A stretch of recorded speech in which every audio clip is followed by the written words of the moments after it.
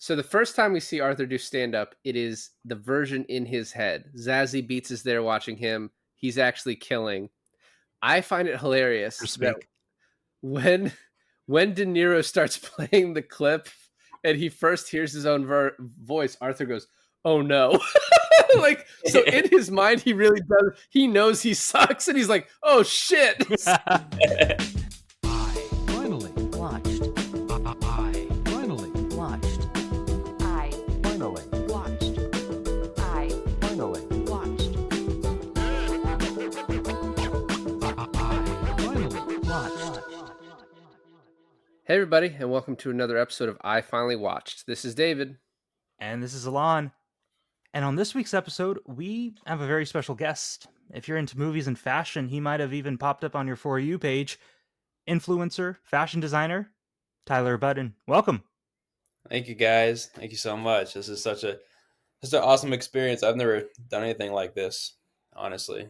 We're glad to have you. Yeah, no, definitely. I came upon your videos first because my wife and I started watching Supernatural. Mhm. And so, because Instagram can listen into every conversation anyone ever has, I started getting pushed a lot of Supernatural stuff. And then your ungatekeeping TV show clothing video popped up. Yeah, the And Dean. then from there, I saw all your like movie stuff, and I thought it was really great. Appreciate it, man. Yeah, and now you have your clothing brand, right? Yep, that's right. I started my brand. It's called Off Script. It's a costume-inspired clothing brand. So basically, I'll take a costume from a movie. Say like right now, I'm making a Blade Runner inspired jacket. So what I did was I took the concept of the Blade Runner 2049 jacket and toned it down so that it's not a, I guess, it's not just something that you can wear that he wears in the movie of 2049, but you can wear it 2025 and you could really take it Right. anywhere. So, I shortened it. I took it from a trench coat to like a hip length normal coat, and then I kind of changed the collar a little bit and made it just like a normal shearling collar that you would just see on, I guess, more normal people, if that makes sense. And so that way you can say like, I've had so many people be like, I love this jacket, but just the trench coat is just way too much, and it only works because he wears it in a movie and it's Ryan Gosling and he can make a lot of things look good. Right. Can't. And so Right. that's what I've felt for years. I'm always like, man, Harrison Ford makes that look so cool. But like, if I wore that, I would look. I mean, I would be avoided like the plague. So like, I was like, I just wish there was a way to make it just not crappy materials, not like a ton of polyester and like cotton blends, like I see in say Spirit Halloween or whatever. That you're like, okay, I'm gonna wear this one day, put it in my closet, bring it up next year. I was like, no, I still want to wear it other days of the year. If it gets cold, say like want to wear it, during November, December, whatever, you can still pull it out, wear it again, wear it, wherever. And fans of the show would be like, that's sick. But non-fans would be like, that's a Yeah. cool jacket. So that was the whole. Right. Especially like us living in Florida, it's like the times that we can actually wear a trench coat is like zero. But in like November, December, January, it gets kind of chilly, and so it's like a jacket would be nice. Exactly. That's the whole And thing. then you just came out with your Fight Club line, Yeah. right? That's right. The Mayhem collection, as I'm calling it. And That's awesome. Yeah, I that love one. that floral red shirt. That's Mhm. awesome. Yeah, me too. It's probably my favorite item from the collection, and I particularly like it because of like because it's not just Tyler Durden inspired. Like I've seen a lot of movies where people wear red floral. I mean, Scarface, his first like the first drug bust scene of the movie, he wears a red floral. That's Ace true. Ventura. Um, I don't know. I mean, I know it's not. This isn't red, but Once Upon a Time in Hollywood. Cliff Booth wears like a yellow Hawaiian shirt, and so I just being person, I love like floral shirts. I think they're so awesome. So Cliff yeah, Booth is a good example of like an outfit that only Brad Pitt can pull off. Like yeah, yeah, exactly. I don't know what you're talking about. I've been looking for that like old school champion shirt forever that's that he fine, wears. but then the yellow shirt over top. I just keep remembering that we're getting the follow up directed by Hmm. David Fincher. Like Yeah, man. I'm not as excited as I should be about that, but every time I now like we're seeing images like it's being filmed, I'm like so fucking excited for that movie. Hmm. Yeah, I mean, I'm excited too. I mean, it's hard to beat Tarantino, but I mean, I love Fincher. I mean, he makes like every movie that I've seen of his is a hit. I mean, yeah, Seven, Fight Club, Social Network. Um, what else? What other ones? Did he do Zodiac? I forget. I'm not sure. Yes. Yeah, he did. Okay, yeah. Zodiac, the game, Panic Room. Hmm. Hmm. I even like The Killer. Alon doesn't like The Killer that much, but I like The Killer a Do I lot. not like The Killer? Did I ever see The Killer? I don't know. Well, maybe now bringing it back to Joker, because you said you didn't like the Joker, and then you told me on the phone earlier, you're like, "Oh, I watched it again. I actually appreciate it more." Yeah. Watch The Killer again, Okay. and then we'll circle back. So when I asked you, Tyler, what movie you want to do, we bounced back a little back and forth, but we landed on Joker.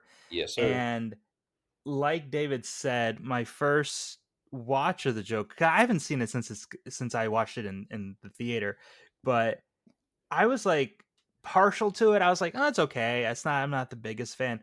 But watching it again to prepare for this episode, I was warming up to it. I was like, you know what? Actually, there's some moments that really work, I think, Hmm. for the movie. And David and I were discussing this a little earlier, but we were like, the ending kind of really brings it home for us. Oh Exactly. Is yeah. that kind of how you feel? Oh, 100%. Especially the sequence where they played White Room by Cream, and he's in Oh my the God, yeah. back of the cop car, just watching the city just fall into chaos. Was like, I loved it so much, just because of the like Well, catharsis of the scene. it's funny too. So like when this movie came out, I remembered so much of like the sort of media controversy around it, like that a movie like this shouldn't be made. Hmm. You know, with the Aurora, Colorado shooting after what Dark Knight Rises, and then just they thought that this was going to be a huge issue. And what was funny is then I think what was it like the Minions movie that actually caused like chaos in the theaters and like Oh, nothing really? happened because of yeah, like well yeah, like the people like I think it was like people dressing up as like in suits and stuff and going and like throwing the popcorn or shit or whatever. That was anyway, nothing Oh ever shit! That's right. I forgot about that. People like in droves dressed in like full 3-piece suits and like Really? totally Oh no! bombarded the Yes, yes. minion. Okay. Yeah. and Yeah. then They the Minecraft was it the Minecraft movie where they yeah. were throwing popcorn everywhere. But like Mhm. nothing bad happened really in like Joker movies that I remember. At least the first couple. I'll take blame for the first couple weekends if I'm misremembering. But it's also funny too that it's like I think people can look at this movie and think it has like a political slant or a leaning, but like I think you can look at it either way of like I think people looked at the Joker as sort of like an incel character, but it's like really like this is like an eat the rich movie. Like all these Mhm. people are like closer to Antifa than they are MAGA, right? And I think you could see it from like either side. Yeah. But also Todd Phillips has some quote where he's like, "This movie is just about like treating people with kindness." Like Yep. that's the point of the movie I made is like Mhm. there's a lot of people that get looked over and get shit on. We should be kinder to other people, which I think like even in the past couple weeks is like probably like a good point to make to people. Yeah. So Yeah. Definitely. I feel like the controversy surrounding it was severely like overplayed. Hmm. The other thing watching it this time, this won 2 Oscars for Joaquin Phoenix and for the score. And like Hmm. you talked about like the needle drops, which I think are amazing. The Yeah. score is so good. Hmm. Like one of my Yes. favorite parts of the movie. I think it's called the bathroom dance. That was probably my favorite score in the whole Yeah. movie. Which all by Yeah, the there way was was improvised by Walking Phoenix. well, and it was funny the woman who did the score. I'm not even going to attempt to try and like Pronounce her name. pronounce her name, so I apologize. But she was like, yeah, when I was writing it, I imagined what would be happening in the scene, and then she's like, then I watched the scene, and she was like, how did he know what I wanted? Like, how did he know what I imagined? I Like, love just that. like the kismet of that all like working together. I know The score was so good it was. that by the time they got to the sequel, they were like, you know what? Let's make it a musical and ruin everything. Please don't remind me, man. Oh my gosh. I don't understand So how do they do that? How do you have like you have the Mona Lisa and then you just take a giant crap on it? Like, what do you? I don't understand why they signed off on that. Why Joaquin Phoenix, which he, by the way, he did not seem like he liked it at all from interviews that I've seen. And how did it? I haven't he seen didn't even seem like he liked it when he was in the Oh, movie. no, I haven't seen a character assassination this bad since like Luke Skywalker. Like, Oh yeah, that's pretty. So you've seen it. I've seen the second one. David hasn't seen the second one, Yeah, and no, I think. I haven't seen the second one. I've just seen a lot of interviews. Oh, you and haven't? No, I've seen Okay. trailers and I've seen interviews. I honestly don't want to see it. Like, I don't want to have my vision of this movie like spoiled by the second one. Honestly, So having just seen it, because I was like, you know what, I have some time to kill. I'll check it out to prepare for this episode. Let me tell you the two biggest things. One, it's boring as hell. It is like having Lady Gaga in a musical. You would think, oh, okay, it's gonna be weird, but at least it'll be entertaining. It's not. It's very boring. really. Nothing happens in it. Like they meet and then they like half the shit that happens. Like all the musical numbers are in his head. And so Really? I don't know. It's like super boring. And the second thing is that I think what's so great about the first movie is that you have such a good character arc for Arthur, right? You have him as this like sad, lonely, pathetic guy. And by the end of it, he's like a symbol of power almost, right? Yeah. Mm-hmm. In the second one, he's back being lonely and pathetic and awful. And it's just like, well, then why even like it would have been cool to have him like build up to something even more in the second one. Yeah. I was watching this movie with my father-in-law and he was like, why didn't they just make the second one with like introducing Batman? Oh, 100%. Yeah. Right? Or even some of the know. other rogues, maybe. I don't know. Like, just, yeah. Any other way. I So could have what made this better movie. Probably. Well, I was reading up that so because Todd Phillips did so well with the Hangover movies, and then with the first Joker, which like the studio tried to kill, didn't really want to come out, but just like they kept moving forward with it, and it made so much money. They basically just gave him the ability to do whatever he wanted, like with Yeah. no oversight over the second movie. Mm-hmm. And so, and then they signed Joaquin. I read that Joaquin made $50 million for the two sequels. Now I don't know if that was a piece, and obviously the third one is not going to happen, I would imagine. But and then I guess Phillips made 70 million from the first Joker too. So just like the first did so well, but we were talking before about how Todd Phillips, like besides this, he's only had like one bad movie, which is School for Scoundrels, which I'm sure some people like too. I've met very few people who are like, no, the second Joker is great. So, but it is weird. Like he almost was just feeling himself a little too much of like, let's see. Yeah, and also a musical with Lady Gaga, I think a lot of people would be in, but yeah, I guess it just didn't work. Yeah. Yeah. I mean, I don't know what they were, honestly, I don't know what they were thinking. I mean, immediately, as soon as it came out, I knew it was going to be a dumpster fire because like, I mean, the DC universe, especially a part of the DC universe, this dark and just this twisted is like, he just killed his therapist and walked away with like blood on his shoes. And I'm like, and so now it's going to turn into Beauty and the Beast or whatever. Like, I'm like, what? I don't understand. I don't understand where they were going with this. So, yeah, no. And this is how I felt watching Les Mis with Russell Crowe. It's like, look, I guess you can sing, but you can't sing that well. And you definitely can't sing as well as your other like cast members around you. And so when Joaquin Phoenix sings, I can't help but hear Randy Newman. Like it's so Randy Newman of like the way now I have to fucking watch it.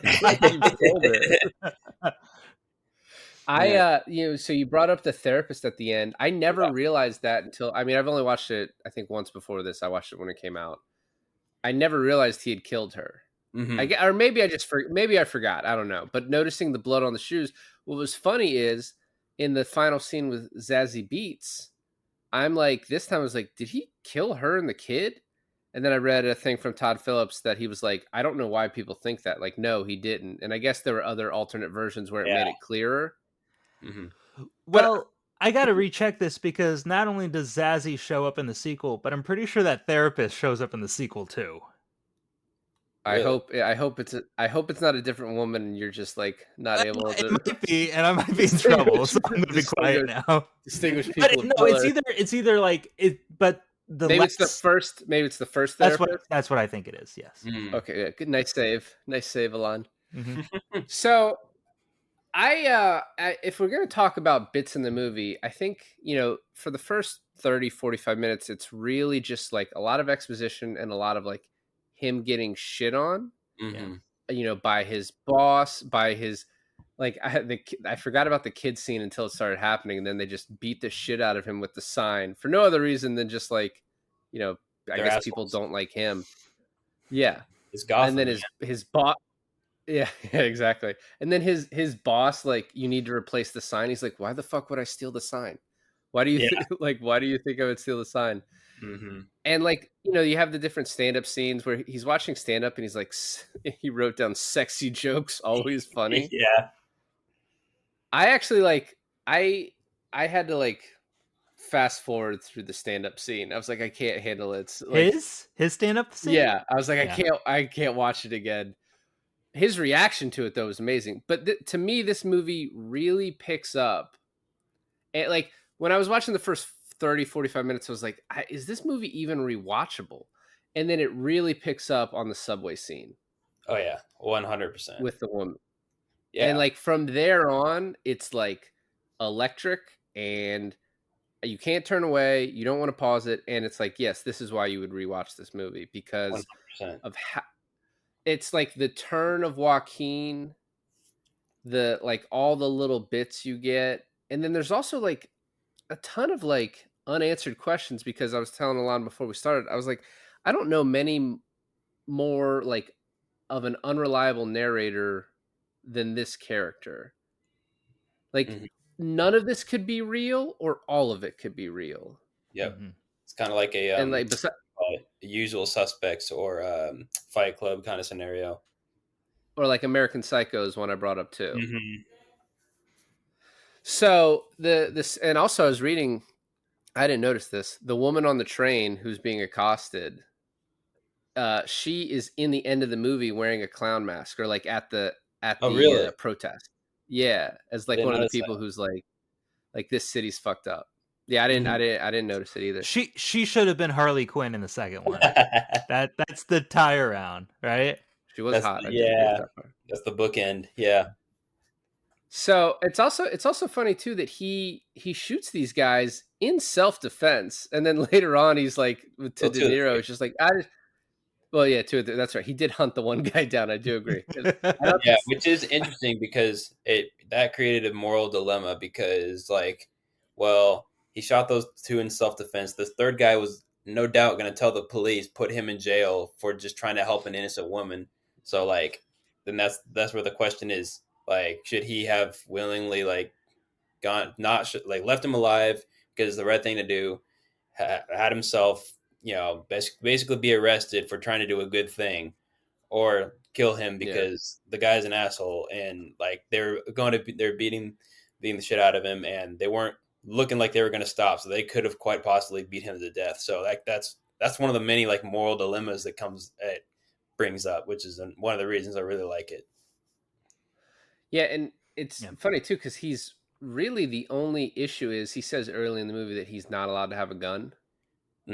So like that might be the only thing he actually could be charged with, like in a perfect world where like all the facts come out, but also in a Gotham world where you have like Thomas Wayne afterwards. Like it's kind of funny too. He's like calling them all clowns, like similar to like deplorable type language, right? It's very interesting the way that Todd Phillips acts like this is not any way affected by what was going on in the world at the time when it clearly seems to be. But so, Mhm. you know, because they say that the Joker incited this movement, but it was really Thomas Wayne calling all these people clowns and saying, if you're poor, just don't be poor. You know what I mean? Like his Yeah. speech was what did it. And then afterwards, he's like, I'm the only one that can save Gotham. I'm running for mayor.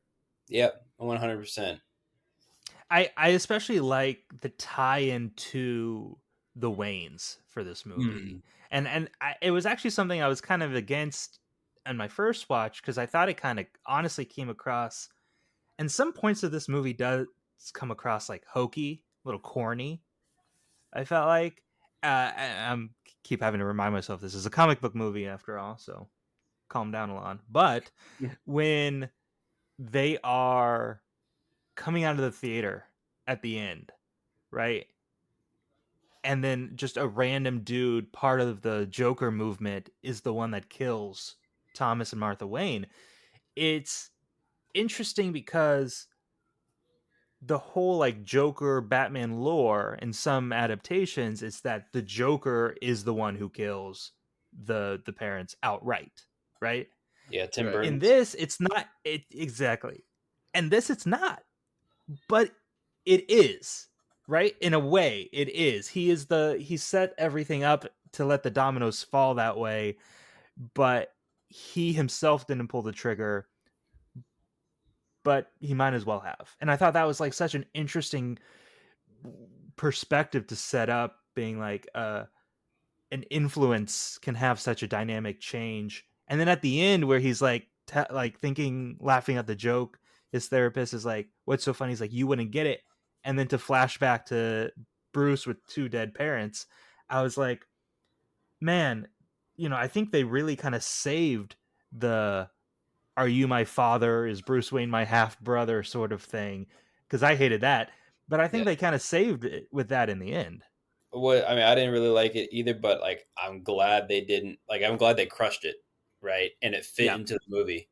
Like they gave him like, oh, you might be related or something, and he's like, oh, Thomas Wayne might be able to get us out of this horrible life we're in, and it might be an Oliver Twist movie, I guess, kind of, or Bruce, or like the Waynes, they preach this, reviving Gotham. They might be able to help, and that's why his mom was sending letters, and then we find out like, oh, this is like they just pulled a Game of Thrones on us. Like they give us a little bit of hope and then just crush it, and say like this is kind of the real world, I guess, is what he was saying. Well, let me ask you, Tyler, personally, do you think Thomas Wayne slept with his mother? I don't think so. I mean, Thomas Wayne had no reason to lie, honestly, because I think I David feel thinks he did. really, I have some things to add. really, I have a ton of things to add. So whenever, well, first of all, an alternate version of this movie was the Joker like breaks out of the studio, is running away. The crowd that is forming goes to Wayne Manor, pulls the Waynes out of their house and executes them on like their front lawn rather than what happened. Which in this version, I'm like, you guys know the protest is happening. Go see a movie another fucking night. Like, why are you guys going out tonight? It like Yeah. makes no sense. And another thing is, so in the file, we see that Arthur's mother is lobotomized. Mm-hmm. And then there, towards the end of the film, I did not pick up on this, but this is what I read. There's a photo of his Yes. mother. Yes. This is what you wanted me to say? Yep. And then on the back, it says, I've always loved your smile. And then it's signed TW for presumably Thomas Wayne. Now, there's 2 alternate ways you could take this. 1, that Thomas Wayne banged that lady. Or 2, that in her delusion, she made up that picture. So And it's I a different TW, and in her mind, in her delusion, she replaced those initials with Thomas Wayne. Or she wrote the thing. She Oh, just wrote yeah. it. She just wrote it. You have a beautiful smile to herself. And I think you can take it either way. I sort of lean towards it's probably fake. The actor Brett Cullen, he played it as if he believed he was the father of the Joker. Which, take that whatever we mean for it. But I think it is I like that it's sort of left open to whatever you want on at least that little aspect of it. I think I just sort of take it more as face value of like, oh, he's actually not. But I mean, someone like Thomas Wayne, who basically runs that city because of how rich he is, could forge some papers and put in a file. Especially like we just did the Batman a while back, and like in certain comics, the Batman and the Arkhams are like linked together. Mm-hmm. So, or sorry, not the Batman, sorry, the Waynes and the Arkham. So the Batman. I His mean, the name was Batman. Bruce Batman, you know. Bruce Batman. The Batman does go to Arkham quite a bit. I've seen Batman the animated series, but so it's like not implausible that he could have like forged these documents to like just get her out of his life because he's like, I can't, have you mess up my life. But I don't know. I take it more as face value. I just think it is funny those little things that are left in there. Yeah, I agree. I mean, that's what a great movie is, right? I mean, I could be right, you could be right. I mean, we could all three be wrong. I mean, I think that's what a great movie is, Right, honestly. I mean, else. I heard Tarantino say something. He's like, if it's a different movie to you, then it's a different movie to you, you know? And he's like, that's what makes such a good movie is that there can be so many interpretations of it. And so, I mean, I won't say you're wrong. You know, I mean, I personally, my headcanon is that he actually wasn't, because he's like, in my mind, if he did, I feel like he'd be like, yeah, I slept through. I don't give a fuck. Like, I'm rich. Why would I care? You know? Yeah, like you said, he runs the town, so I don't think he would care. So me personally, I think if he did, he would have just said, yeah, but I'm not going to support you. So in my head, he actually didn't. And that's why part of the reason he like punched him or whatever and said like, stay the fuck away from my son, and then leaves him. Just my personal headcanon. Well, and that scene's supposed to make you feel like, oh, he's a bad guy because he punches him. But I'm also like, as a dad, Alonzo new dad, some weird guy comes around my kid 100%. who thinks he's my son and puts his hands on my son. Oh, and it's not just put his hands on my son. It's with his fingers, stick his fingers in my son's mouth and then lift it up into a smile. I'd fucking kill that guy. Okay? I'll have you fucking killed, man. Yeah.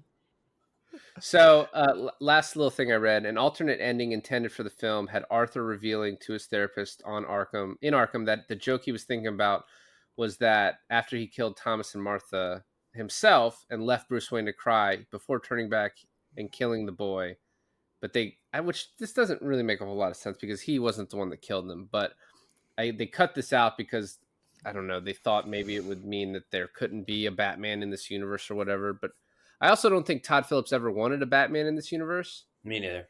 You know, I think he wanted to make it just the Joker because also it's happening when he's a kid. The sequel happens. He's presumably still a kid. So we are way too far removed from a potential Batman anyway. Yeah, well, dude, okay. So there's a moment where, sorry, Tyler, go ahead. No, you're good. You're good. I was just saying the Joker would probably be like 60 by the time Bruce becomes Batman. Okay. That's my point is that first of all, Joaquin Phoenix is like 60 himself, okay? Mm-hmm. And the character is actually, did you guys know this? The character is actually supposed to be like 35. Really? And, well, no, because when they were talking about his mom working for the Waynes, this is presumably either he wasn't born yet or she didn't adopt him yet or he was really small. And they said that was 30 years ago. So it has to put him in his 30s, right? Mm-hmm. And I was like, okay, so Bruce is like 10, maybe 12. He becomes Batman probably mid-20s, so like 12 years from now. Mm-hmm. So is this like Batman's just fighting senior citizens at this point in his life? Yeah. Yeah, it wouldn't make sense. Yes. Yeah. I mean, unless he himself is a senior citizen like in Dark Knight Returns. But other than that, yeah, him fighting old guys just, I feel like that's probably why they just didn't even bother with like they didn't even give like a glimpse of like, oh, the Batman could exist in this universe or something like that. But if if Arthur Fleck is supposed to be 30, in that case, it's kind of weird that they would cast Joaquin Phoenix. Yeah. That's my opinion on that. They should have maybe did someone younger, but with the acting chops, I don't think you could find anyone with that good of an acting chops than Joaquin Phoenix. I mean, yeah, that's often the case because what I've found is they're very good, like actual good Oscar-worthy young actors are a lot more rare, I guess, than I think people realize. Because if you think of any actors under 30 right now that could deliver Yeah. such a performance like the Joker, like you think the top five, actors under 30, you got like Timothy Chalamet. Yeah, he's Chalamet. I was Tom gonna say Holland. Chalamet can't do he can't Nope, do everything. no. Did you Timothy know that Chalamet, yeah, Heath Ledger was only 28 when he played the really, Joker? really, Yeah. huh? But yeah, I and mean, then I guess there's probably a few others, but it's like like you what- said, the acting ability, like having an actor that young, that talented is just kind of unrealistic in my opinion. So like, I think they did fine with, I guess, someone a little bit older, trying to make him younger. I think Yeah, I mean, it really didn't take me that no, much out of the movie, no, honestly. no, well, that raises kind of a good point. So, like Heath Ledger being under 30, you have Nolan, who the studio like implicitly trusts to make decisions. Like putting Heath Ledger in that role was a huge like risk, Yeah. right? But you allow Christopher Nolan to do it. Whereas in this case, you have Todd Phillips directing his first non-comedy, and you're like, all right, we need someone big who we know can carry this, even if maybe the director is not up to the task, which I think he was, because I think this is like masterfully directed. Did you know originally who Warner Brothers wanted to do this? Which just is, this is like me and you casting, right? Like the casting we did, like this doesn't make any sense, but they wanted, As Joker? no, yeah, well, no, they wanted Scorsese to direct and DiCaprio to star, and they No. still wanted, really, yeah, and they still wanted De Niro to play the Murray Franklin role. And it's like none of that's happening. Yeah, Like, that's not yeah. ever gonna happen. Honestly, Scorsese's not doing it. I'm glad they didn't do that because I feel like that would feel too much a like a rehashing of like, I mean, because they've already worked together, Wolf of Wall Street and Shutter Island, and so I feel like honestly having Todd Phillips and then Joaquin Phoenix felt like a kind of a breath of fresh air as far as like actors, in my opinion, because because if it was DiCaprio and Scorsese, yeah, would have been a really good movie, but it would have been like, oh, another.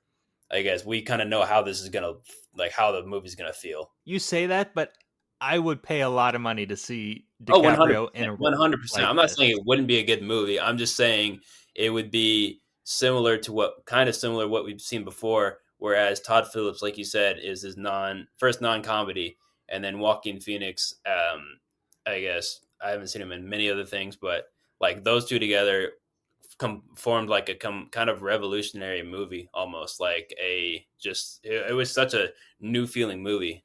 I agree. So I think we haven't even talked about De Niro in this yet. And so he's playing throughout, and then you have the scene where he plays the viral video of Arthur Fleck, right? So the first time we see Arthur do stand-up, it is the version in his head. Zazie Beetz is there watching him. He's actually killing.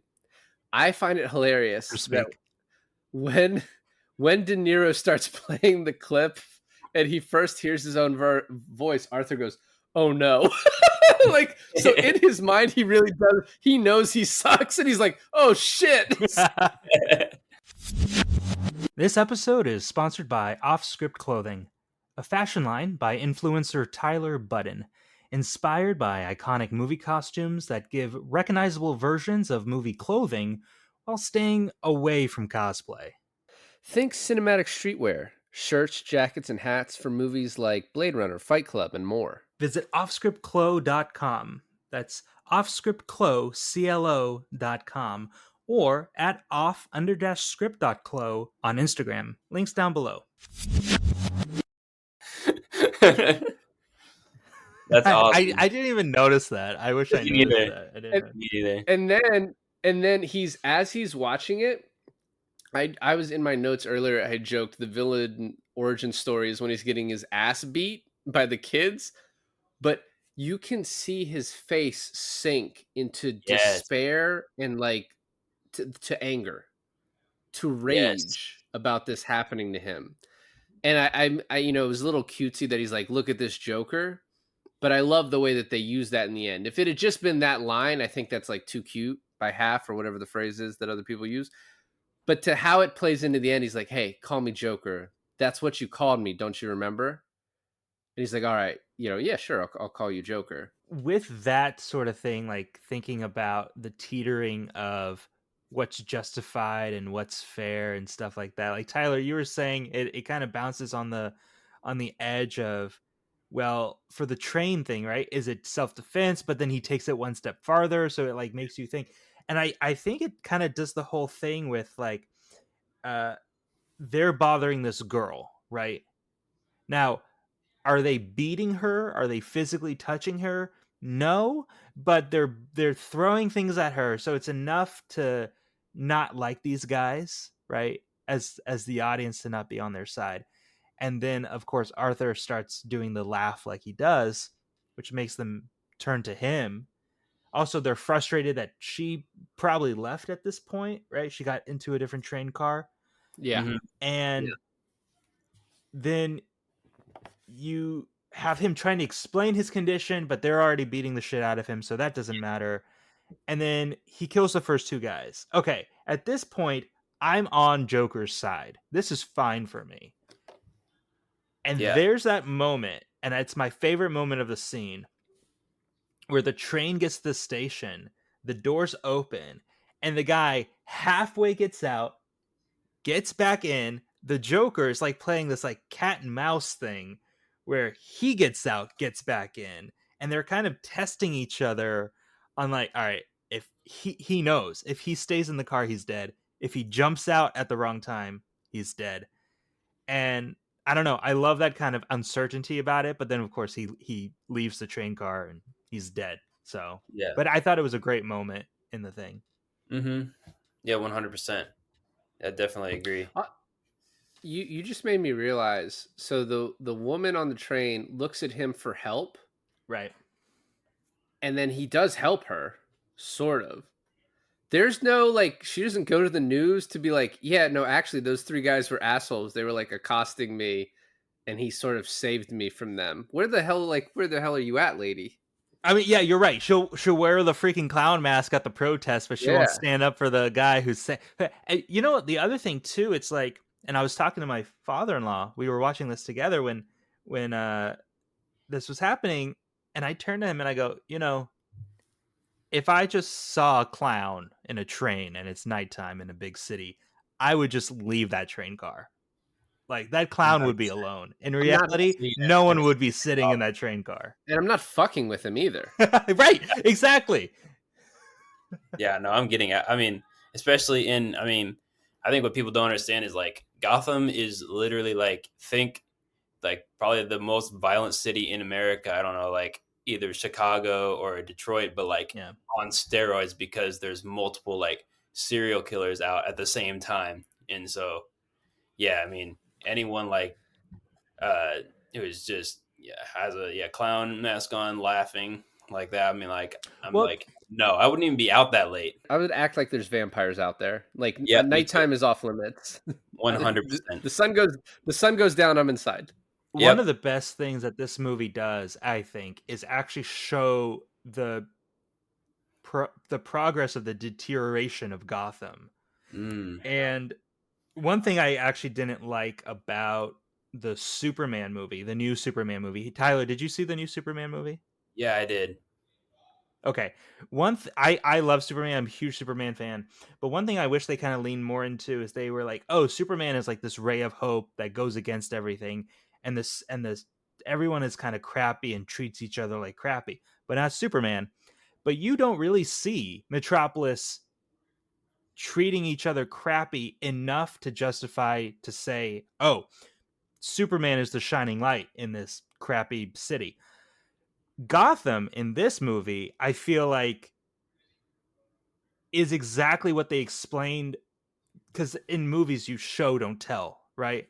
Yes. And so on the news they're like, oh, Gotham is in ruins, but it doesn't cut to like people just shaking hands and buying hot dogs and drinking pop down the street, right? And like you can physically see it getting really bad and worse as the movie goes.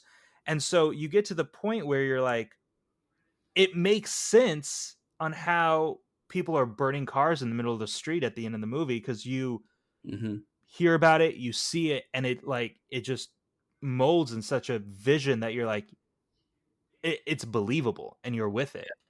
Mm-hmm. 100%. And like, it also shows why they need the Batman, because like, uh, I think there's kind of a lot of movies, especially like Batman movies, kind of do what you just said, like not to do, is like people are just kind of too happy in Gotham, as far, especially like like I love the Nolan movies, but like I feel like Gotham just uh I don't know. There was like a few super villains. Like there's Ra's al Ghul, there's Bane, and then there's Joker. But other than that, like there's not much.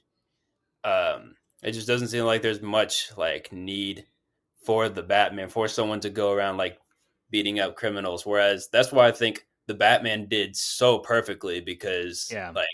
like you know, the opening scene, you literally have people like throwing Molotovs in gas stations and spray painting broken on everything, and like Yeah. people just beating up random guys and video recording it.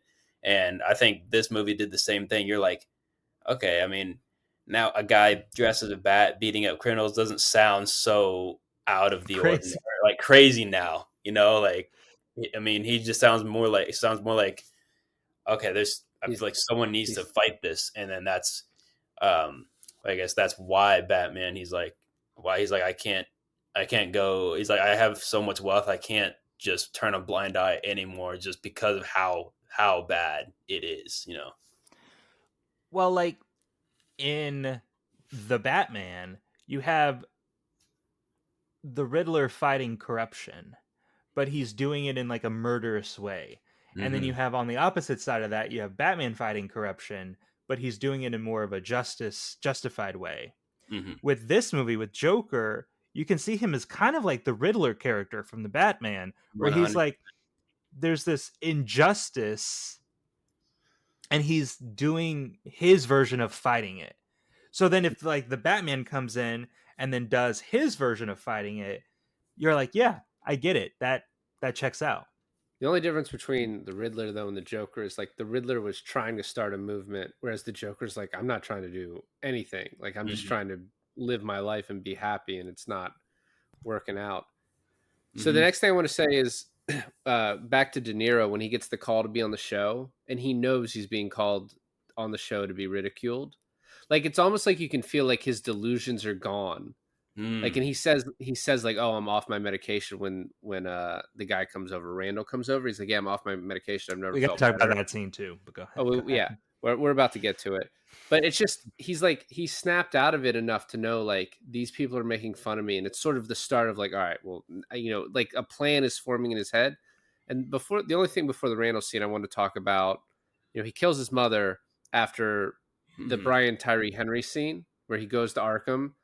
Yep. Brian Tyree Henry in like a nothing scene, and makes it so good. Just with like the way he looks at him as the Joker's like, yeah, I've just been doing bad stuff lately. And he's like, okay, yeah, I don't think I can give you this file. Like, I think this is kind of my theory. So the scene where he goes into the refrigerator, in the 80s, I mean, y'all probably know this, like refrigerators are like notorious for having locking mechanisms that like if kids would lock themselves in by accident trying to play hide and seek or whatever and kill themselves because of suffocation. So he takes all his food out and goes in there. I don't think he was planning to come out. Like I think he honestly was probably like, because that's after he went home after killing his mom, after finding out everything.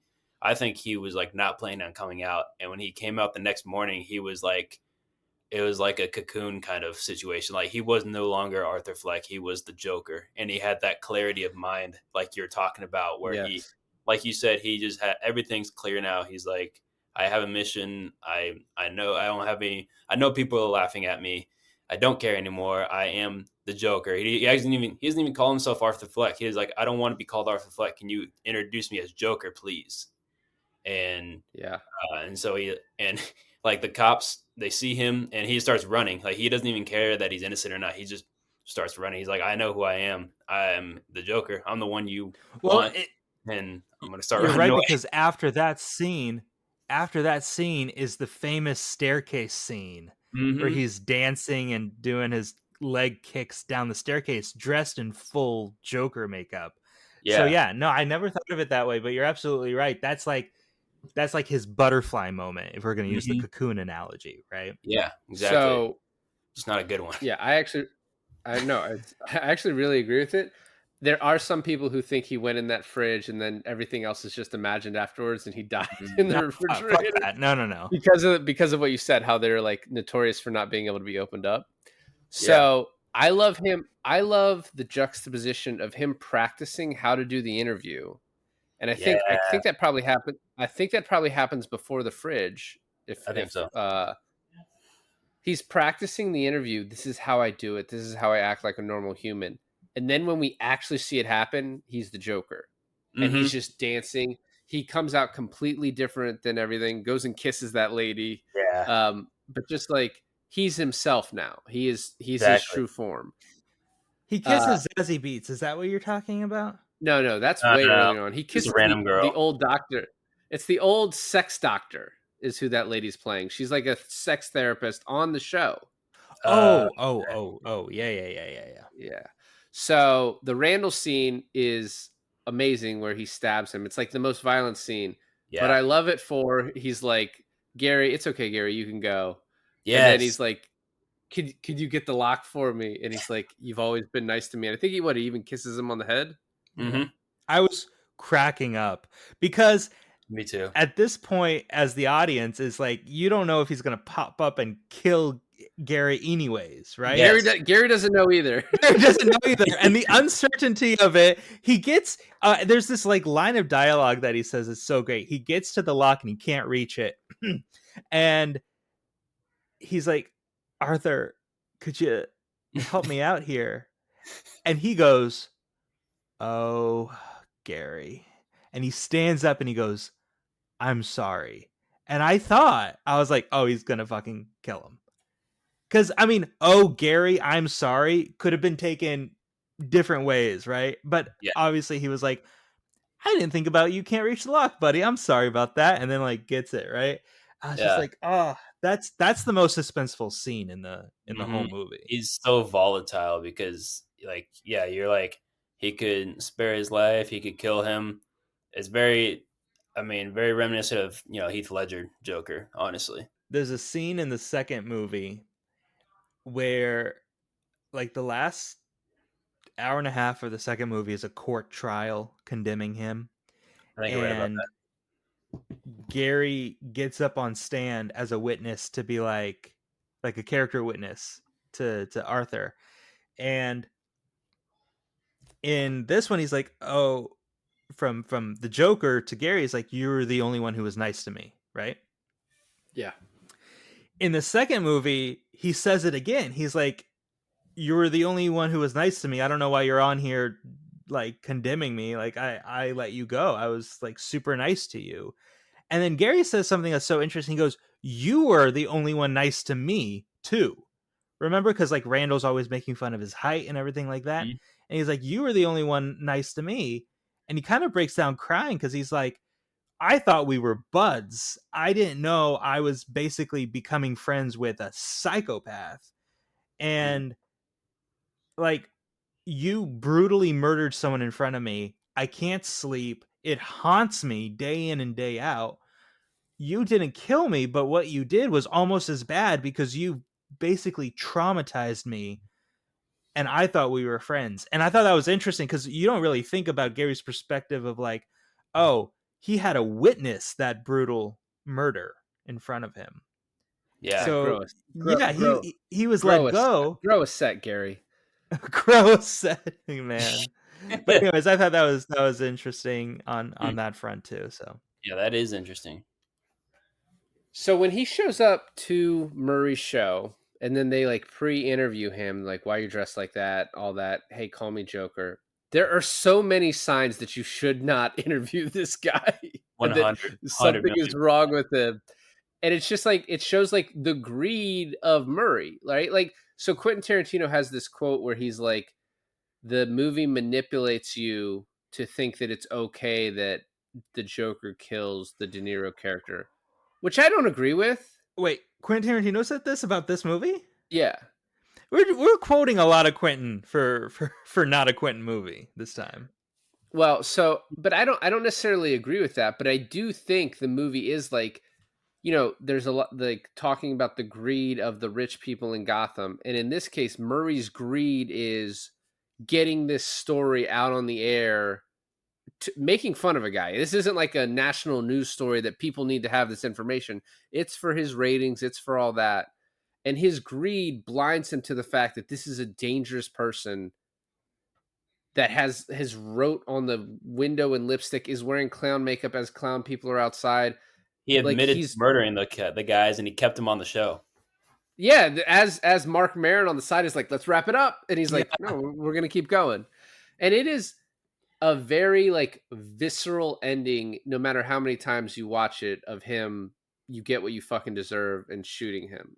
And like, you know, it's obviously some CGI involved. It looks really good. Yeah, I mean, I definitely agree. And the fact that like, I guess this movie is clearly like, I think it's influenced by two movies, King of Comedy and Taxi Driver, and De Niro's in both of them.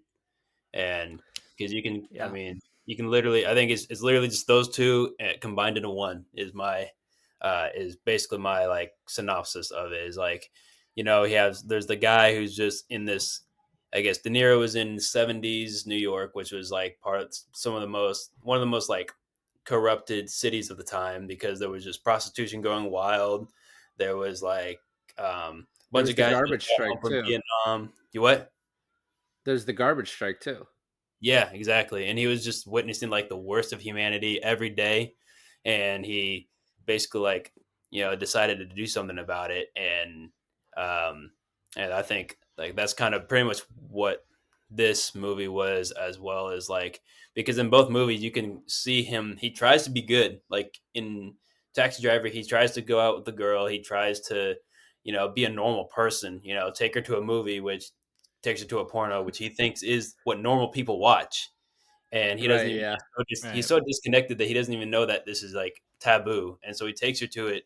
She hates it. She like breaks it off with him, and he kind of has a meltdown. And so he's like, well, I mean, I tried to be good, so fuck it, I'm going to just do what I know how to do. And that's like, he's like, I'm going to fight injustice. I'm going to kill the prostitute, or sorry, the pimp guy. I'm going to like free this girl. And like, at the end of the movie, it shows like him being a hero. He, you know, returns the girl to her parents and everything. But like, we're also like, is that true? Like, is that what actually happened? You know, like, he's also pretty unreliable. Also, is it done with the best intentions? Is it done the best way? Yeah, exactly. Right? Like there's a more moral grayness to it also, which you mentioned, you feel it in Joker, like a moral grayness. Yeah. I don't want to keep referencing the second movie, but I think an interesting aspect of the second movie is that it kind of clears up some things that happen in the first movie in a like kind of an over-explaining sort of way, but they actually diagnose Arthur Fleck with DID in the second one, being like Arthur is one personality and Joker is another personality living inside Arthur, like split, right, David? Okay. And what's interesting is he said, oh, that might be true. All I know, and again, he's not the most reliable narrator, but all I know is that I was going to go on the Murray show and kill myself. Arthur was going to go on the Murray show and kill myself. Joker is going to go on the Murray show and kill Murray. And I think that is like him getting into the refrigerator and think that was the decision between offing himself and then taking the other route. Huh. Interesting. Because you saw him on the couch practicing, like pulling the gun out and shooting himself. Mm-hmm. So I was reading this earlier. I wasn't going to bring this up, but there is this Vanity Fair article where this guy who's a neurocriminologist, his name's Adrian Rain, and he said that watching this film was like a great educational tool. He diagnosed Arthur Fleck with schizotypal personality disorder.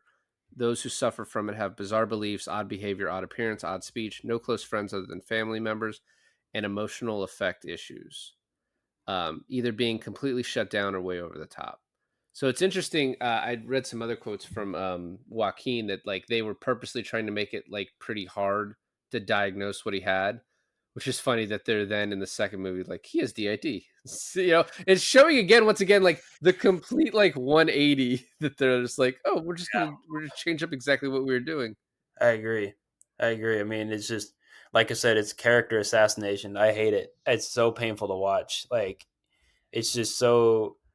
Just hearing about it is like you had this perfect, which I think that's perfect. I mean, making it ambiguous is perfect because, like you said, some people say he has DID. Some people say he has schizophrenia. Some people probably said he has, like I don't know, like something else. Like I bet there's multiple different diagnoses, and that's what makes him such a multidimensional character. And it's like, I don't know what, I don't know how to explain it very well. Like, um, it's a very, like you said, show don't tell. Like they were showing they're showing something's wrong with him. They weren't telling you what was wrong with him. So like to tell you what's wrong with him is just like saying, is like giving away a plot twist to a movie early. Is like saying like, Well, oh, by the way, like if you're watching Shutter Island, they'd be like, oh, by the way, this guy is is he?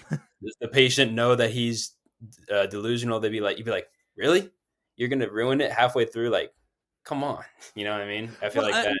I don't know. another thing about it is that no one really took, like, in the movie, the doctors and everyone, no one really took the time to sit down and really try to diagnose him anyways. So No. it's kind of a message to the audience being like, look, they don't take the time to do it in the movies. You're not going to know in real life either. Hmm. Well, and that was the therapist when they cut the funding, she was like, they don't give a shit about us. They don't give a shit Hmm. about you. They don't give a shit about me. Like, further Mhm. pointing that like the city of Gotham does, the rich that run the city don't care about the rest of the people, the poor and the people that have issues. I Yeah. think we've mostly hit the end. Like you brought up playing White Room. The movie ends with playing White Room and then That's Life and then Send in the Clowns, which Hmm. is like just great. Cinema. I think this movie goes like it is perfectly stepping back and over the line of homage to just like thievery, but I think it's such a great movie. You know what I mean? Like you talked about how it mimics, it has the taxi driver elements, it has the King of Comedy elements. The train scene is kind of reminiscent of like Death Wish. I I think it's just a great movie, right? Like if you take from other things, just take well and then do a good job. And I think this is like a great movie. I remember one of my biggest things about this movie when I first saw it was that you could just take out the DC element out of it altogether and you'd still have a really interesting movie about a guy delving into his psychopathy, right? Madness. Yeah, Yeah. exactly. And you don't need the Waynes and Alfred and the moniker of the Joker and everything like to do with Gotham.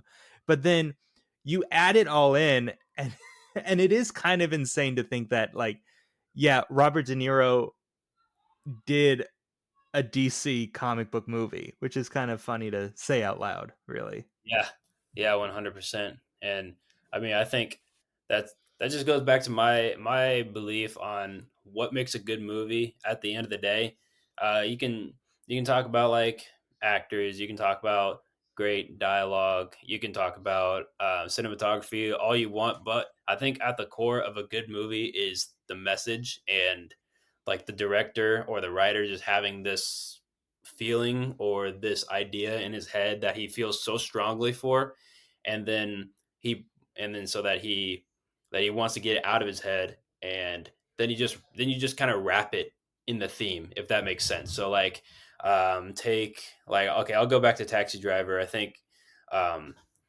Scorsese, I think he said himself, he's like, uh, I was like going through something and I felt really lonely and just disconnected to the world, and I wanted to express that in this movie. And then you go to, I guess, then you go to like, there's another good example is Good, Bad, and the Ugly. Is at its core, it was an anti-war movie, and it was wrapped in a western because like there's the scene where the bridge scene where they blow up the bridge, and the captain guy, he's like, yeah, we just fight all day and 1,000 men die every day for this useless little fort just because our generals want it for a strategic advantage, but it doesn't really do anything. And if it was up to me, I'd blow it straight to hell. And then they do that, and he like dies with a smile on his face. So that's like an anti-war movie just wrapped in a western. And so I think this was, yeah, like you said, just a movie about this man who is being failed by everyone around him, and just wrapped in a DC movie, in my opinion, is like, it's not the fact that it's a DC movie. It's just the fact that it had such a strong message that we all felt so deeply, that Joaquin Phoenix portrayed expertly, and they just kind of added in those elements. And I think that's what made it such an amazing movie. And like you said, it could have been any kind of different, it didn't even have to be DC. It could have been a Western, could have been a crime thriller, could have been a gangster movie. And as long as it has that core feeling in it, I think that's just, you'll have a good movie every time if you care enough about it. Now you're making me want to watch a Taxi Driver with a Western twist. Ooh, yes, that would be amazing. I'm sure it's out there. So, 2 alternate casting things. Alec Baldwin was in talks to play Thomas Wayne, but dropped out. I think that would have been good. And then Frances McDormand turned down the Penny Fleck role, which really, obviously she would have been great. And either of those would have been good. I think the people who did it were fine. Tyler, a lot of times when we have people come on, it almost is just like an excuse to do it. We do movies that at least one of us hasn't watched, so it's almost like an excuse to do a movie we've both seen so we can talk about it. Mm-hmm. And so I'm really glad you chose this one, especially for Alon's sake, because I think he's got like a new appreciation for it. That's awesome. Yeah, I mean, yeah, this was a great choice. I'm glad we did it. Appreciate it, man. Yeah, thanks. I like the movie a lot. Yeah, no, thanks for coming on, and we'll link all your socials in the description, everything like that. Big shout out to you, and appreciate it, dude. Keep going with that clothing line. It's awesome. We're really enjoying watching your progress. Your progress videos too are really cool to watch. Like your design, getting them back, not like changing one or two things, putting them. That's so cool. Thanks, man. I really appreciate that, dude. I really do. I mean, I put my all into the brand and to what I'm doing. I mean, so y'all can probably tell, like, I'm a big movie nerd. I love watching movies. I want to direct movies someday. And I care so much about just cinema in general. And this was kind of my way to, I don't know, give back to the fans in a way, with like, oh, that's awesome. Because like I had a lot of comments being like, you have no idea how much I've wanted something like this, or like, I really wish that Star-Lord jacket was like just toned down a little bit. I'm like, exactly. That's I just want to give people what they want, because like, people have been a fan for X movie for X amount of time, and they're like, I've always wanted to replicate the look, but just nothing will do it. Like, I want to provide that for people, because I love these costumes. I absolutely love them. And so, well, I think you're doing it. I think you're doing a really good job. So keep it up. Thanks, man. David, you want to sign us off? You could have just done it. Well, thanks for listening to another episode of I Finally Watched. This is David. And I'm Alon. And we finally watched, or we watched again, Joker.